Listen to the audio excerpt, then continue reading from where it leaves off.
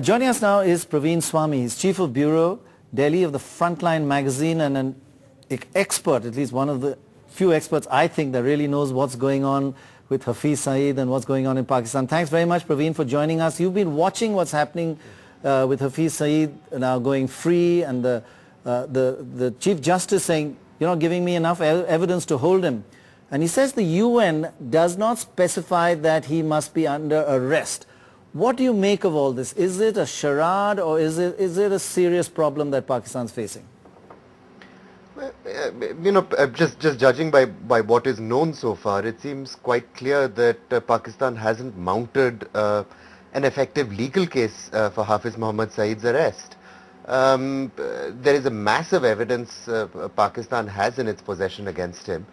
But yet, judging by what has been said in court, it seems that the only argument they've made is that he has been sanctioned by the UN, which is of course not evidence in a national court of law. So it does seem that they've gone out of their way to make sure he doesn't stay in jail. If I may, Pranay, I think the larger question though isn't Hafiz Mohammed Saeed or any other individual Lashkar-e-Taiba member. Praveen, just 1 second before that, you made a statement, Pakistan government has massive evidence themselves against him. Just elaborate on that a bit before you carry on. Well, Pakistan has said earlier in-camera court proceedings that it has evidence that the Lashkar-e-Taiba is linked to Al-Qaeda. Senior Pakistan government figures like its ambassador to Washington DC, Hussain Haqqani, has written a book saying that Al-Qaeda engages in acts of terror in India and elsewhere in the world.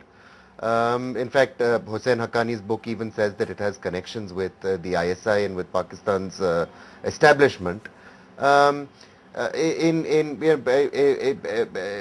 recently, the United States Treasury Department has sanctioned members of the Lashkar-e-Taiba for being involved, for example, in the Samjhauta train bombing. Much of that intelligence came from Pakistan.